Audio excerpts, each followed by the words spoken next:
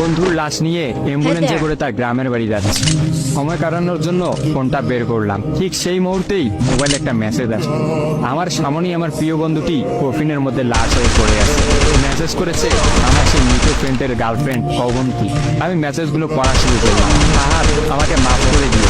আমি যেই বাবার চোখের দিকে তাকিয়ে কখনো কথা বলতে পারিনি, সেই বাবা যখন অসহায়ের মতো আমার সামনে দুই হাত জুড়ে কান্না শুরু করতে লাগলো, তখন সেই বাবার ভালোবাসার কাছে আমাদের ভালোবাসা হার মেনে যায়। তাই আজ 11 দিন ধরে আমি অন্য মানুষের স্ত্রী। তোমাকে কথা দিয়েছি জীবনের শেষ সময় পর্যন্ত তোমার সঙ্গে থাকবো। আমার সব সময় ভয় হতো যে তুমি আমাকে কষ্ট দেবে, হয়তো আমাকে ছেড়ে অন্য কাউকে বিয়ে করবে। অথচ দেখো, আমি তোমাকে কষ্ট দিলাম, আমি তোমাকে রেখে অন্য পুরুষকে বিয়ে করে ফেললাম। জীবনটা বড়ই হতো, তাই না? তোমার কি মনে আছে আমি তোমাকে কাঁদতে কাঁদতে বলতাম আমাকে কখনো ছেড়ে যাবে না? তো তুমি হাসতে হাসতে আমি তোমাকে কখনো ছেড়ে যাব না, তুমি আমাকে ছেড়ে গেলে যেতে পারো। তখন আমি অনেক রাগ করতাম, কারণ আমি তো তোমাকে পাগলের মতো ভালোবাসতাম। তুমি নেই এরকম কোনো পৃথিবী আমি কল্পনাও করতে পারতাম না।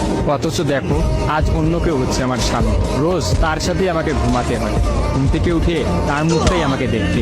মানুষের জীবন এমন কেন যে যাকে চায় যদি তাকে পায়, প্রকৃতির তাতে কি এমন আসে যায়? কেনই বা প্রকৃতি তাদেরকে কাঁদায়? হুট করেই সবকিছু হয়ে গেছিল, তাই আমি ইচ্ছে করেই তোমার সাথে যোগাযোগ বন্ধ করতেই আমার নাম্বারটা বন্ধ হলো না। বিয়ের দিন ভাইয়ের ফোন হাতে নিয়ে আমার ফেসবুক আইডিটাও ডিলিট করে দিলাম। তুমি অনেক কষ্ট পেয়েছো আমি জানি, যার সঙ্গে সারাদিন কাটাবো ভেবেছিলাম তাকেই শেষমেশ কষ্ট দিলাম। আমার পরিবারের সবাই খুশি, আমার স্বামীটা অনেক ভালো, এখন পর্যন্ত যা ব্যবহার করেছে আমার ভালোই লেগেছে। তবে ভবিষ্যতে কি হবে জানি না। তোমার কি আমার সেই প্রথম দেখা হওয়ার কথা মনে আছে? তবে সেটাই যে প্রথম দেখার, সেটাই যে শেষ দেখা হবে, এটা কখনোই ভাবতে পারি। আসলে মানুষের চিন্তার বাইরে যে কত কিছুই ঘটে, তাই না? সেদিন আমি তোমার সাথে 3 ঘন্টা ছিলাম, কিন্তু সেই 3 ঘন্টায় কেউ কাউকে স্পর্শও করিনি। কিন্তু তুমি যখন আমাকে তোমার রিক্সায় তুলে নিতে তোমার হাতটা বাড়িয়ে দিলে, তখন আমি তোমার হাতটা প্রথম স্পর্শ করেছিলাম। বিশ্বাস করো, সেদিন আমার কিছুতেই তোমার হাতটা ছাড়তে ইচ্ছা করছিল না। তোমার ঘরে আমার জন্য কিনে রাখা শাড়িগুলো নিশ্চয়ই এখনো আছে। আচ্ছা, আমি তো এখন আর তোমার নই, ওই শাড়িগুলোকে আমি পাবো? তোমার তো যখনই কোনো শাড়ি পছন্দ হতো তুমি কিনে রেখে দিতে, আমি বলতাম বিয়ের পর সবগুলো একসঙ্গে নেবে। দেখো, আজ আমি বিবাহিত, কিন্তু আমার স্বামী তুমি নও। আমি এমনটা কখনোই চাইনি। নিজের পছন্দের একটা মেয়েকে বিয়ে করে নিই, তারপরে শাড়িগুলো তাকে দিয়ে দিই। মেয়েরা শাড়ি কতটা পছন্দ করে তা কি তুমি জানো? যদি না জেনে থাকো তাহলে বিয়ের পর তোমার বউকে দিয়ে উপলব্ধি করে নিও। তোমার সাথে আমার অনলাইনে পরিচয়, তাই চিন্তা করেছি কোনোদিনও বেঁচে থাকতে অনলাইনে যাব না। আমার নাম্বারটাও বন্ধ করে দিয়েছি। আজকের পর থেকে আমাদের আর কোনোদিন কথা হবে না। তোমার কাছে একটা অনুরোধ, যদি চলার পথে আমাদের কোনোদিন দেখা হয়ে যায় তাহলে প্লিজ তুমি অচেনা হয়ে চলে দিও।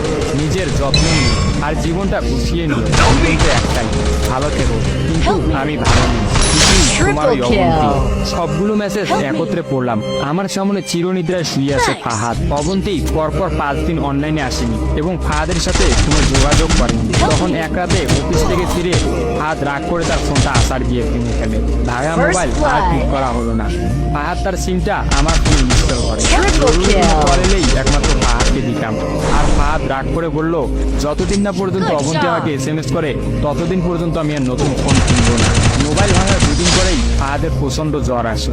একদিনের মধ্যেই ফাহাদকে হাসপাতালের মধ্যে ভর্তি করলাম। ডাক্তার পরীক্ষা নিরীক্ষা করে বলল ফাহাদের ডেঙ্গু জ্বর হয়েছে। তবে চিন্তার কোনো কারণ নেই, ডাক্তারের কথা বিশ্বাস করেছিলাম। কিন্তু ডাক্তার তো সবকিছুর খবর জানেন না, যিনি জানেন তিনি হচ্ছেন সৃষ্টিকর্তা। ফাহাদের হয়তো এই জ্বরকেই মৃত্যুর একটা ওসিলা বানিয়েছিলেন। যেই ডাক্তার বলেছিল চিন্তার কোনো কারণ নেই, আজ সকালে সেই ডাক্তারই ফাহাদকে মৃত ঘোষণা করলো। ফাহাদের আর জানা হলো না অবন্তীর কথা।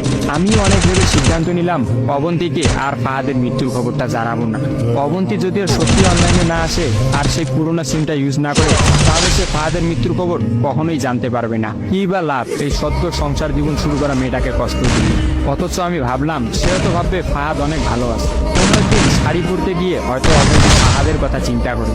সে হয়তো ভাববে ফাহাদের কিনা শাড়িগুলো হয়তো তার স্ত্রী পরে রোজ তার সামনে আসে, কিন্তু ফাহাদের সাদা কাপড় পরে কবরে দেওয়ার ঘটনাটা না হয় তার অজানাই থাকে।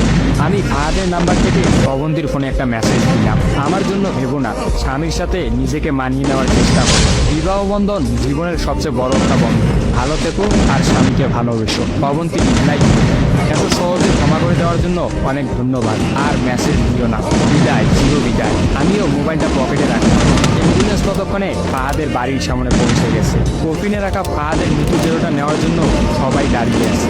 আমি ফাহাদের কফিনটা স্পর্শ করে বিড়বিড় করে বললাম, তোর সঙ্গে আর কোনোদিন একই গাড়িতে চড়ে ভ্রমণ করা হবে না। আর তোর আর আমার একসঙ্গে ভ্রমণের শেষ দিন। বিদায় বন্ধু।